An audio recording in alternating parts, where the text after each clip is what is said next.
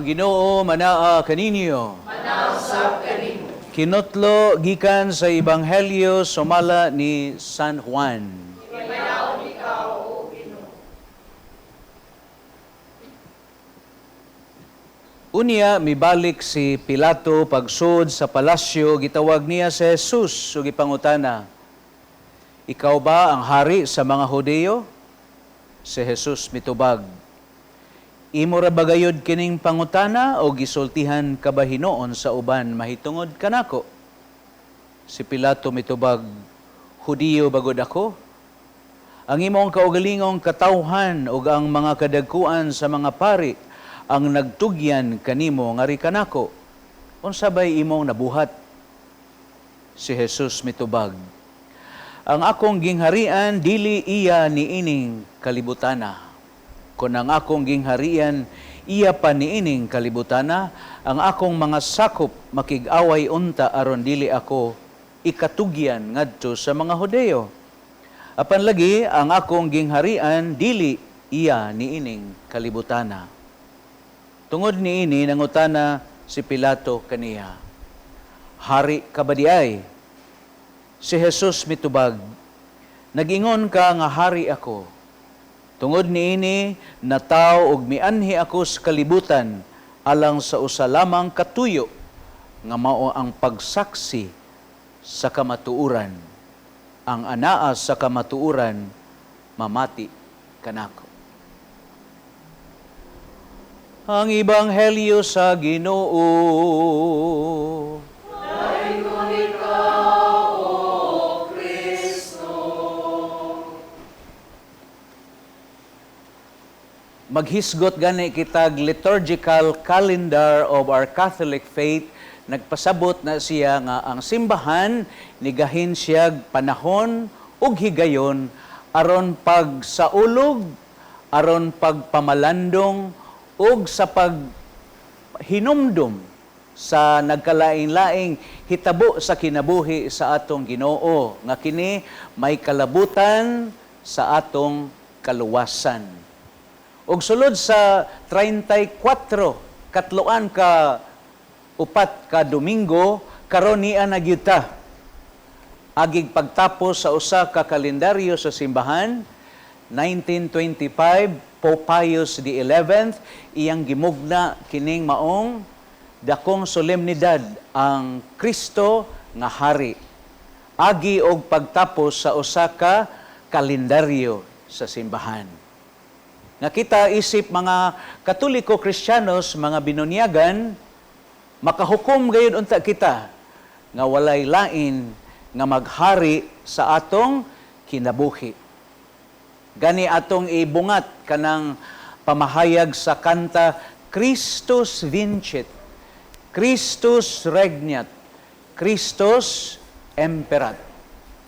Christ conquers, Christ reigns, Christ commands.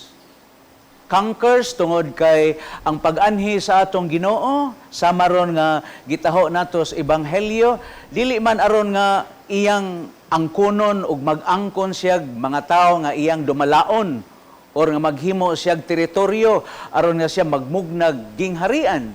Dili. Ang iyang pagkahari o nalabaw sa tanan mao ang pagdala sa kamatuoran. Ug unsa man ang kamatuoran, mga igsoon, that God is love. Nga ang pag-anhi sa atong Ginoong Hesukristo mao gayud ang pagtangtang o pagbadbad sa higot gumikan nga kita naulipon sa sala o nagapos ta sa sala, mga igsoon.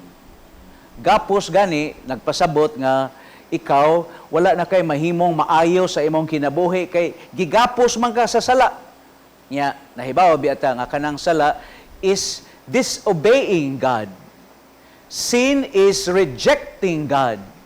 Sin is driving out God from your life. Ginoo, wa kay labot na ako, ako'y magbuot. Mao nay kuyaw gyud kaayo nga mahitabo ron sa tao nga kun moingon na galita nga mangangkon ta nga dili atuaw malimot ta nga kita biya mga piniyalan rabi atas Ginoo mga igsoon. Mao nang di gyud unta ta malimot anang maong kamatuoran nga kita are only stewards. We are only entrusted by God of all the things in this world. Apil na ang atong kinabuhi. Nya unsa may temptasyon sa tawron kanang mangangkon ta nga nagtuo ta nga atoa ug ang sunod ana nga mahitabo mo nang moingon na ka nga why magbuot nako. Ug mao nay sitwasyon niadtong panahona nga si Pope Pius XI, 1925, nakahukom siya nga kinahanglan nga ang tao iyang gi-encourage ba nga ang mga magtutuo mobalik gayud unta sa pag-ila nga walay lain magbuot sa atong kinabuhi dili kita kundili ang sukaranan sa atong pagpuyo sa kinabuhi mao gayud ang atong hari nga siya mausay naghimo nato. Siya'y naghimo nato, iyang gihatag ang tanan, unsay maayo alang nato, kutob sa atong makita, kutob sa atong mahakom, hala, inyo ha. Nya, wa ra gyud pahilabtis Ginoo ang katong kahoy sa kahibalo. Pero tan-awa ra gyud no, ang tao wa gyud katagbawan, gihilabtan pa gyud mga igsoon.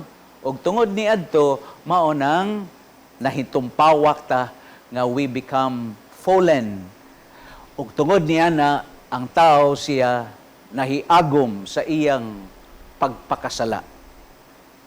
Apan ang Dios lagi kay siya God is love man, mao na nga musugotag sa dili, although dili gyud ipamugo sa Ginoo, pero iyag yung gibuhat ang tanan aron nga kita hawason gikan nga kita naulipon sa sala. Ug nga kita iyang iuli ngadto sa iyang amahan. Og nga iyang gipahibaw kanato ang kamatuoran. Ug suma sa ebanghelyo karon ningon ang atong Ginoo og ang tao og siya nga naas kamatuoran maminaw kanako. Mao na mga igsoon, importante kaayo nga sa atong kinabuhi maminaw gayud kita sa Ginoo. Nya salamat sa atong Santo Papa kay karong tuiga hapit na sad gali matapos kay inig December 29 taliabot nga dakong kalihukan sa tibuok simbahan sa kalibutan mga igsoon ang paglusad sa Jubilee Year, Pilgrims of Hope. Apan sa wala pa na og sa dili pa na mahitabo nasayod ta nga dili biya ron Year of the Dragon. Unsam dayon? Year of Prayer, mga igsoon. Ug magpasalamat ta ni Pope Francis. Ningon si Pope Francis, di na kinahanglan nga magsigitag pagpasabot ninyong pagampo. Ang gusto ra gyud ni Pope Francis no, nga karong panahona kita nga mga Katoliko, Kristiyanos, nga mga magtutuo, we make the time to pray, mga igsoon. 86,400 kada adlaw, inigmata nimo, ihatag nas Ginoo nimo. 86,400. Dako anang kwartaha. Di ba? 86,400 seconds in each day. And how much time do you devote to listen to your Creator, to listen to your Savior, to listen to your God? Ang hari nga maoy siya, maoy mahimo gyud untay magmando sa atong hunahuna, sa atong kasing-kasing o sa atong kinabuhi, mga igsoon. So, salamat. Hopefully, niining pagtapos nato sa usa ka kalendaryo sa simbahan, makat-on ta nga kita matod pa sa atong hari, ningon siya, mailhan unta kamo nga akong mga tinun-an tungod kay kamo nagkahigug maay. Dili tungod kay naamoy insignia nga taga Lourdes Parish mo. Ha? Dili ingon nga nagkwintas mo grosaryohan. Dili ingon nga nagbronda mo. May na siya. Pero ang buhi og lanog nga timailhan nga ikaw Kristiyanos gyud, unsay gingon ni Kristo? Love one another as I have loved you. Sa to pa, maghinigugma ay ta, dili ka ng gugma nga iyahas kalibutan. Kay lahi man ang gugma iyahas kalibutan. Kay ang gugma nga iyaha ni Kristo, mga igsoon, andam gyud nga iya gyung gipakita ang kahingpitan siyang gugma nga diha gyud sa krus. Nikatkat siya aron iyang ihalad ang iyang kinabuhi, kita nga iyang gihigugma. Mao sad ta, no? Di lang ta mga tuglagyo god, no? Kana lang mismong tao nga imong gipakaslan sa adlaw sa inyong kasal, sus kamay biya ninyong nipadayag isolob ning sing-sing timaan sa kong paghigugma og pag-unong kanimo. Yawa sa kamuhunong diha. Niingon jud ka, I will love you in the name of the Father and of the Son and of the Holy Spirit. Nahinomdom mo na, mga asawa? Mga bana, nahinomdom mo na? Oh, imog yung gisulob ang sing-sing. Mahimo rin gito siya magsulob, pero ikaw ginisulob dito siyang tudlo nga ni deklarar ka nga, I will love you in the name of God, the Father, the Son, and the Holy Spirit. Mao na nila mga tuglagyo. Diha lang mismo sa atong tagsa-tagsa kapanimalay. So pangutan na ang inyong kaugalingon, is my home ruled by my King? Who is my King? Christ the King. So ang akong panimalay, ang akong banay, kisa may naghari. Mabita na basta mag-blessing gali kog bay, ako ginang pakapinan og gamay gong pahimang no.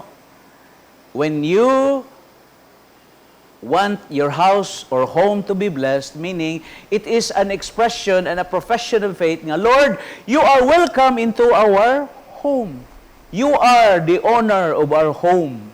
Ngayon sa may timailhan nga ang Ginoo naagyod nga atong gipadayon sa atong panimalay, nga atong gipapanalanginan. Mao na nga sa timailhan, God is love. So, naagyoy pag hinatagay, naay pag pinasayloay. No? Mao kana ang kinaiya, mao kana ang batasan sa gugma, mga igsoon. So, ang atong hari, usara ka balaod, usar ka mando, dili tadaghan pag memorization pa, no? Kay doon na ra siya usa ka mando, alang nato nga kita mo ila nga we belong to His kingdom. Why? Because we follow the law of our King. And what is the law? The rule of our King? Simply to love. To love according to Christ. Matod pa ni Chris Aquino, when you love, you have to ready to sacrifice. When you love, you have to be ready to suffer. Ug maom gyud nang gugma. Di ba? Ha? Why surrenderay? Bahala nag masukmagan ka kanunay sa imong banab. Sige, kumbati riya, sukmag patamas ginawa. No? Bahala nagsige kag dawat og kasaba sa imong asawa. Sige, palapos las pikas dunggan. Mga igsoon, kay mao gyud na ang gugma, andam nga mo sakripisyo og magantos. So alang sa atong mga igsuonan nga kining misa gidala alang kaninyo, atong mga igsuon nga in town nagmasakiton, sa amsad nga kinigong atong sakit god, no? Kining atong mga binuang ba, no? Kamoron nga niya o kamoron nananaw. Ay gimo kumpiyansa kay kining atong mga binuang muuli man gyud pud ni gyud sa atong lawas, mga igsoon. Mo nang doon natay mga pag-antos, konsekwensya sa atong mga sala o sa atong mga binuang. Doon na sa tay mga pag-antos nga gihatag sa Ginoo.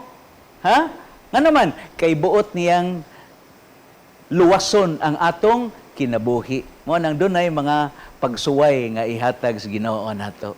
Only to save our soul. Mo na ituyo og tumong sa Ginoo. Nakabantay mo kanang naa nagalitay mga kakulian, mga problema, mga pagsuway sa kinabuhi, di ba? Sus duolag yung Ginoo. Sus grabe hapatin duolag yung Ginoo. Pero ang kinabuhi hamugaway pagkalayo ra gyud sa Ginoo. May man mo kay pirmi mamunaas Ginoo. Pero wa biya na magpasabot nga nagsigi mugduyog sa simbahan, dool mo sa Ginoo. Ah! Di gyud na siya kasiguruan nga bisan gani ako, pare ko wa ko hibaw layo ra kay ko sa Ginoo, mga igsoon. Nga naman unsa man kalayo ko sa Ginoo? Malagmit akong batasan, akong kinaiya, ang akong mga buhat. Sus kalayo ra sa Ginoo, mga igsoon, no? Pero padayon mo ha. May na lang na no? Bisan tuod og layo pero duol, no? Ha? Bito no paradoxical, layo apan duol. Duol apan layo. Hay man gyud mo ana. Mas lami gyud tong duol gyud ta kanunay sa Ginoo, mga igsoon. Ha? So today we celebrate Christ the King. Hopefully magpabilin ta labi na kamo. So sa ato sa mga igsoon nga naas presuhan nagnunot po day nato, no? Akong pagumangkon Brian na diharon sa si PDRC, no? So kamo sad mga preniso sa Cebu City Jail. Congratulations. Kanang pabilin mo nga magmalaumon kay bisan kamo nagbayad sa inyong mga sala apan hinaot pa unta nga samtang kamo gi-rehabilitate. Samtang kamo naaron diha nga you are deprived of your liberty apan himoa kini nga grasya higayon nga kamo makaila og moila pagbalik nga way laing maghari sa akong kinabuhi. Christus vincit, Christus regnat, Christus emperat. So mayong Domingo, mga Pahardo family, mga Brigoli family, ato silang tigtan-aw po no naa sa tuburan. O katong mga igsoon nato na diha sa Lapu-Lapu. So salamat sa mga Daughters of St. Paul sa ilang social communications. Bisan to og mahal kay ning ang airing ani kay 30,000 guni. 30,000 ni. So pamati mong naminaw, pamati mong nagtan-aw. Kanang inyong kwarta nga nang hinobra, may pag inyo nang idalit og i-donate aron nga kining atong TV Mass, Healing TV Mass kada Domingo mahatod nato sa ato mga kaigsunan nga nagmasakiton, nabilanggo og silang pertigyong layua sa simbahan. Ha? So 30,000 in taon ni. No? Nya magbayad patas mga kameraman. No? Nya ang buwak pamabot.